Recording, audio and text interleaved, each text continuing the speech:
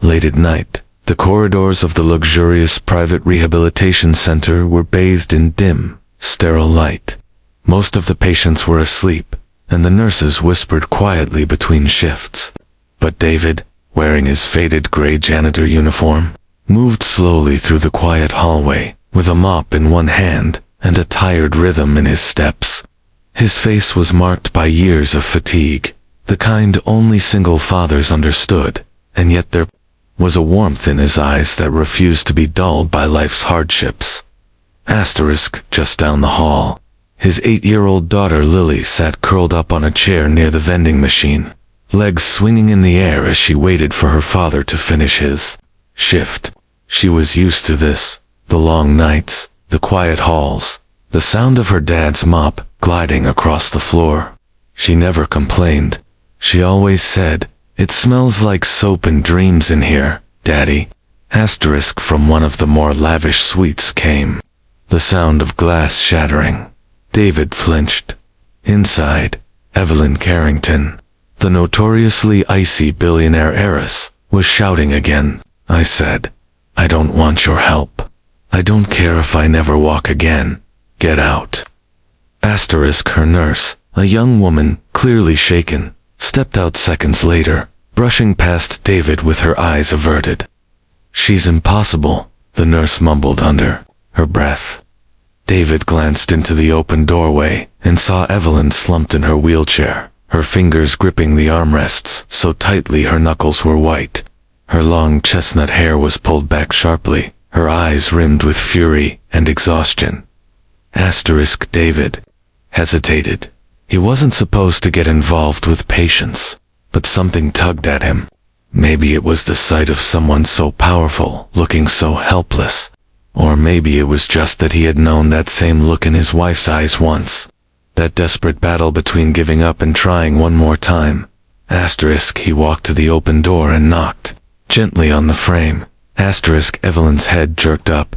What do you want now?" He stepped in slightly, not crossing the threshold, but enough to speak. "Nothing, ma'am, just heard the noise. I wanted to make sure everything was okay." She narrowed her eyes at him. "You're the janitor, right?" "Yes, ma'am." "Then go clean something. You're not my therapist, you're not my nurse, and you sure as hell aren't a miracle worker." He nodded slowly. "You're right, I'm just a janitor, but sometimes the people you least expect might be able to help." She tilted her head with a scornful smile. "Is that so?" He cleared his throat and said, "I know it might sound crazy, but I think I can help you walk." The words hung in the air like an echo in a canyon. Evelyn blinked, stunned, and then barked out a harsh laugh. "You help me walk? That's rich. What's next? The cafeteria cook's gonna do my spinal surgery."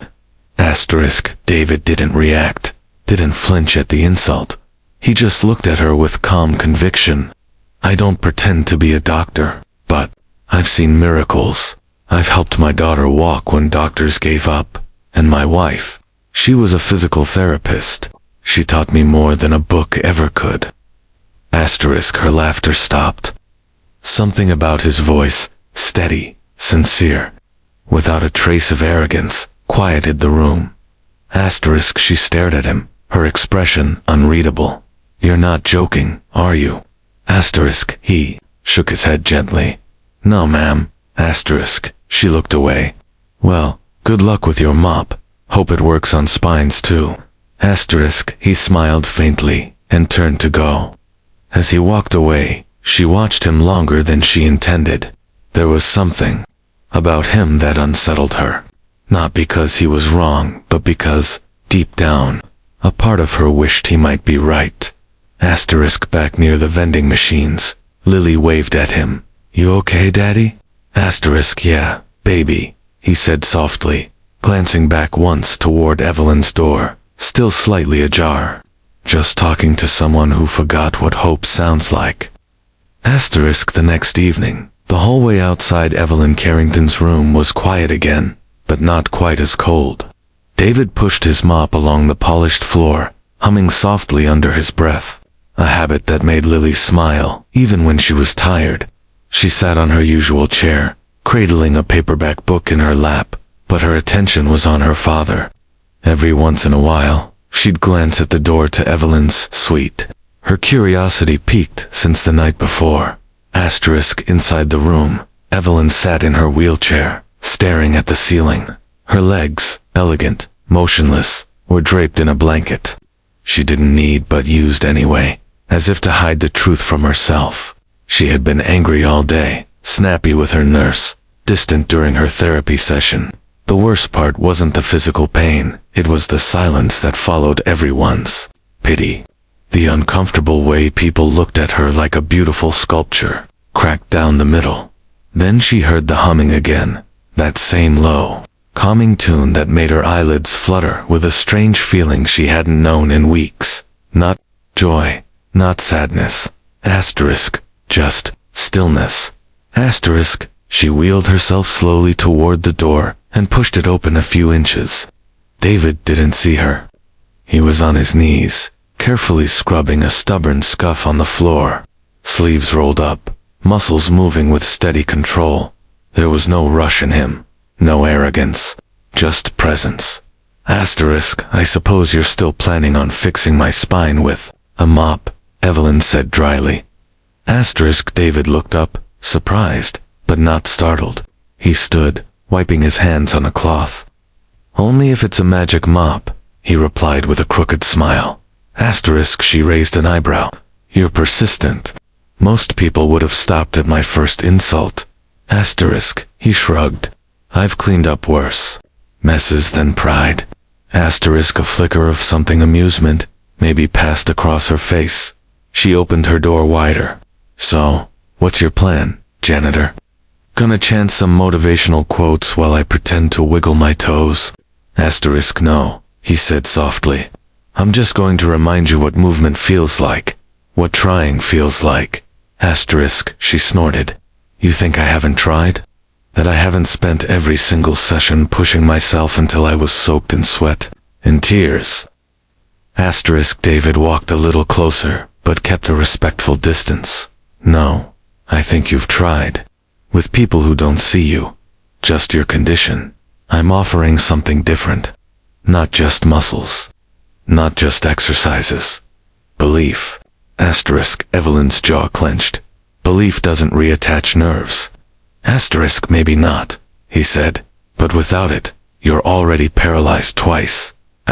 She flinched, not visibly, but inside, because it was true. The injury took her legs, but grief had taken her fire. Since the accident, everyone had treated her like fragile glass. Everyone except him. Why do you care? She whispered. He looked toward Lily, and then back at her. Because someone once cared enough to believe in me when I was at my worst, and because I've seen what belief can do. Evelyn's eyes drifted to the little girl in the hallway. That's your daughter. He nodded. Lily, born with club feet. Doctors said she'd never walk right. My wife didn't accept that. Neither did I. She walks fine now, Evelyn murmured. David smiled. She dances. There was a long silence. Evelyn glanced down at her own legs, motionless under the blanket. Her throat tightened. I used to dance, too, she said, almost in a whisper. Before the accident. I even wanted to open a dance school for kids. David's voice was gentle now, almost reverent. Then let's aim for a step. Not a miracle. Just a step. She looked away, ashamed of the tears rising behind her eyes. I don't even know where to start. I do, he said. And for the first time, Evelyn didn't slam the door. She let it stay open. Weeks passed, and the sterile hallways of the rehab center no longer felt so cold. Each evening, after David finished his janitorial rounds, he would stop by Evelyn's room, not as a cleaner, but as something else entirely. A guide, a coach, a quiet force of nature who never demanded, never rushed, only encouraged. Evelyn had started with tiny, almost laughable tasks. Shifting her foot an inch, lifting her knee with her hands, sitting upright longer. David celebrated every movement, like it was a victory parade. At first, she found it ridiculous, embarrassing. But over time, something shifted. Not just in her muscles, in her soul. One rainy afternoon. Thunder rumbling faintly in the distance. Evelyn stared at the parallel bars in the therapy room with a mixture of dread and determination. David stood beside her, hands folded behind his back. Lily was nearby too, sitting cross-legged on a therapy mat with a coloring book in her lap, occasionally peeking up to watch. Today's the day, David said softly. Evelyn let out a breath, fingers tightening on the wheelchair. Wheels.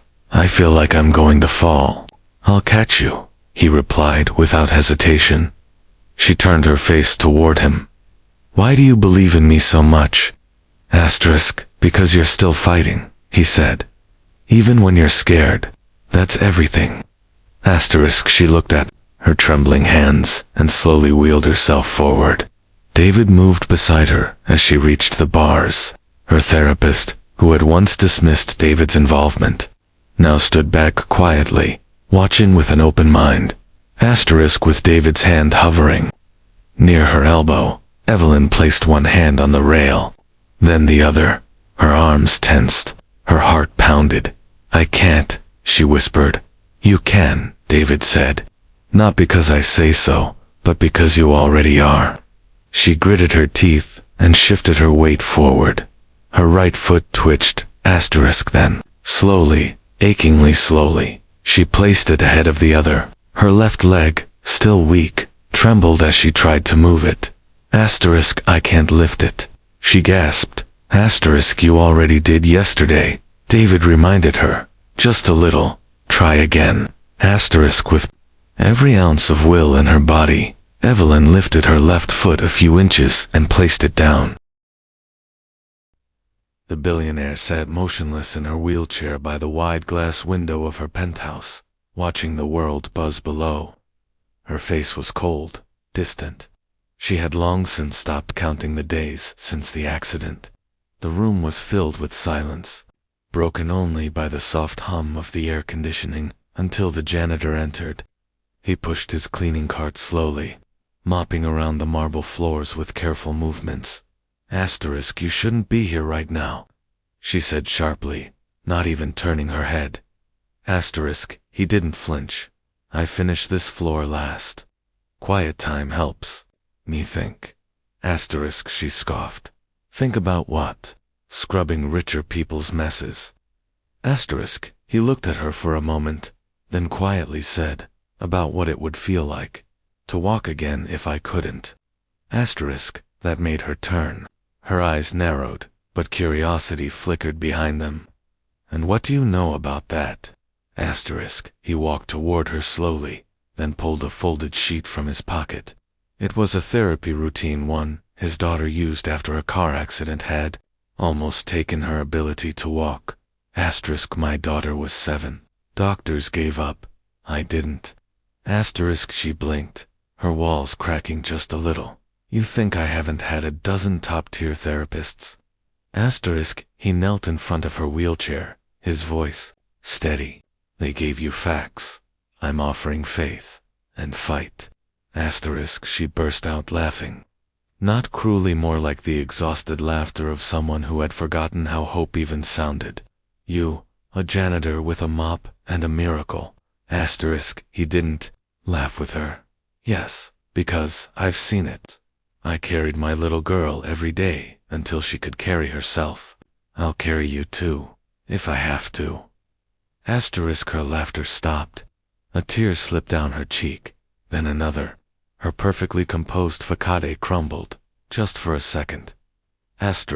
No one said that to me. Since the crash, he gently handed her the paper. We start tomorrow. No charge. Just one promise, don't quit. She stared at the paper, then at him. And for the first time in months, she whispered, okay.